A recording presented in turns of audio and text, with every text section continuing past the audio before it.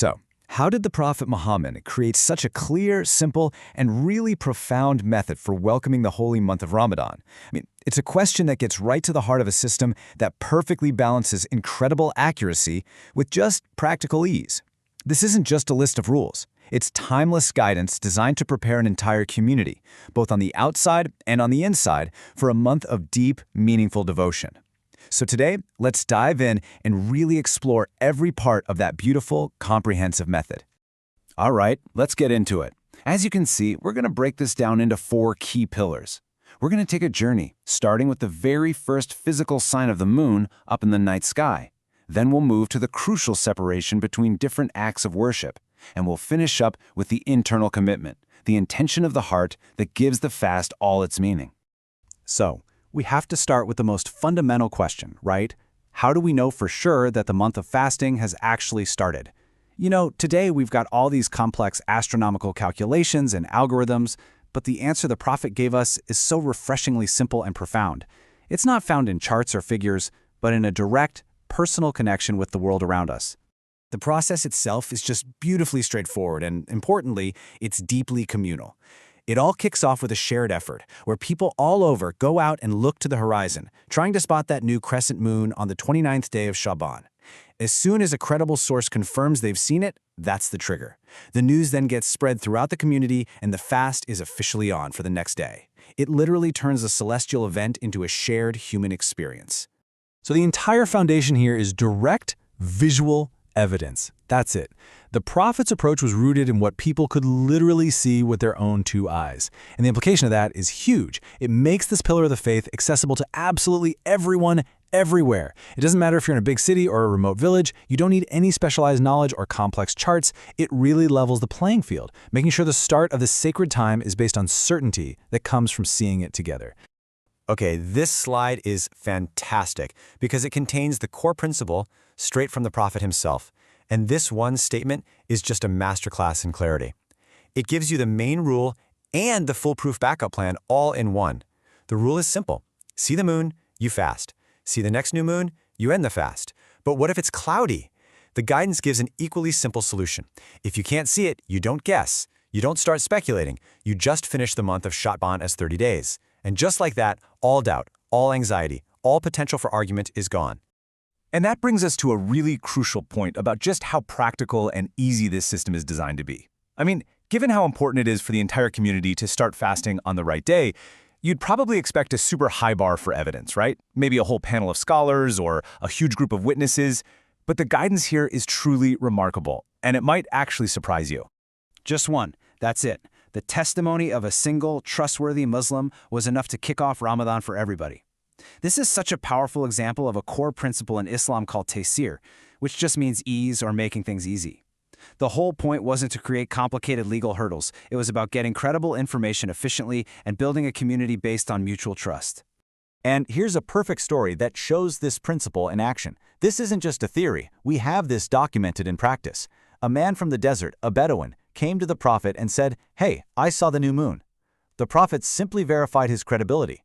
He asked if he was a Muslim, and once that was confirmed, he accepted his testimony and immediately told the announcer to let everyone know the fast would begin the very next day. This one example shows a system built on trust and accessibility, where any reliable person could play a part in this vital community act. All right, moving on to our second point. This idea of clarity doesn't just apply to the start date. The prophetic guidance also draws a really clear line in the sand between the voluntary worship you might do before Ramadan and the obligatory fast that defines Ramadan. This is all about creating a distinct spiritual and psychological shift into the holy month. So a key piece of this guidance was to create a deliberate separation. In Shaban, the month right before Ramadan, voluntary fasting is actually highly encouraged. But the Prophet specifically prohibited fasting on the last day or 2 of Shaban, just to get a head start on Ramadan. This creates a clear pause, It's like taking a deep breath before you dive in. It closes the chapter on voluntary fasts right before opening the new, distinct chapter of the obligatory fasts. And this statement is so explicit and clear. The prohibition was against fasting a day or 2 right before Ramadan, out of this kind of misguided caution, trying to catch the first day just in case. The wisdom here is just profound. It commands us to start this great act of worship based on the certainty of seeing the moon, not on our own guesswork or by adding to the divine rule. So, the crucial point here is the intention behind your fast. The guidance is so wise, it doesn't want to disrupt good, established habits. If a person already has a routine of fasting, let's say every Monday, and the last day of Shaban just happens to be a Monday, they are absolutely allowed to keep their regular fast. The prohibition is specifically against starting a new fast for the sole purpose of anticipating Ramadan. It protects your good habits while preventing you from adding to the religion. And this prohibition directly addresses what's known in Islamic law as Yawm ash-Shak, or the Day of Doubt. This is specifically the 30th day of Sha'ban, when the moon wasn't seen on the evening of the 29th. Fasting on this day out of caution is discouraged because it's an act based on uncertainty, not on the conviction that Ramadan has for sure begun. It just reinforces that core principle we keep coming back to: worship has to be built on a foundation of clarity, knowledge, and certainty. Okay, so we've covered the external stuff, citing the moon, separating the different types of fasts. Now we turn inward. We're moving from the community to the individual, from the horizon to the heart. We're now going to explore the most essential internal act, the intention, or the niyyah, which is really the spiritual cornerstone of the entire fast. Right away, we see a critical difference between the intention you need for the obligatory Ramadan fast and the one for a voluntary fast. As you can see here, for the Ramadan fast, the intention is a strict requirement that has to be in place before the worship even starts. But for voluntary fasts, the religion gives us more flexibility. You can actually make the intention after the day has already begun, as long as you haven't done anything to break a fast yet. This rule really highlights the immense significance of each and every day of Ramadan. It requires you to make a conscious, deliberate commitment every single night for the day that's coming. What this means is that fasting isn't something you just passively fall into because it's Ramadan. No, it's a daily, intentional renewal of your commitment to God. This nightly act connects your heart to the worship before your body even begins to abstain, and it frames the entire day as an act of pure devotion. And this prophetic saying is the clear, undeniable basis for this rule. This isn't just a recommendation, it's a condition for the fast to even be valid. It means that an obligatory fast you do without that pre-dawn intention simply doesn't count. The intention, the niyyah, isn't just a nice thought, it's a foundational pillar of the fast itself. It's what transforms the physical act of not eating and drinking from just a diet into a profound act of worship. So after looking at all these pieces, the rules for sighting the moon, for separating the fasts, for making the intention, what's the big picture? What's the overarching philosophy that ties all of this guidance together? Well, when you step back, you see it's not just a random collection of rules.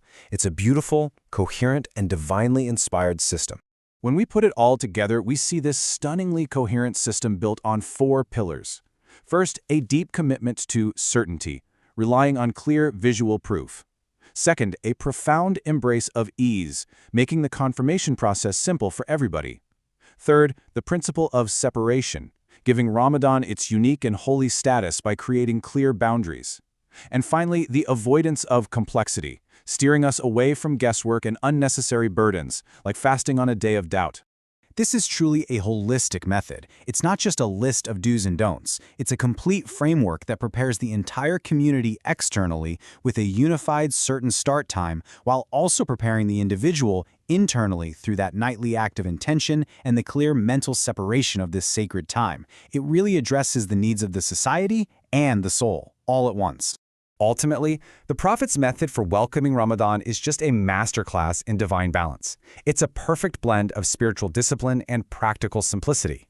It provides a clear, reliable, and unifying path for billions of people to begin their most sacred month. And it reminds us that true devotion isn't found in making things complicated for ourselves, but in a guidance that masterfully and mercifully combines precision with ease.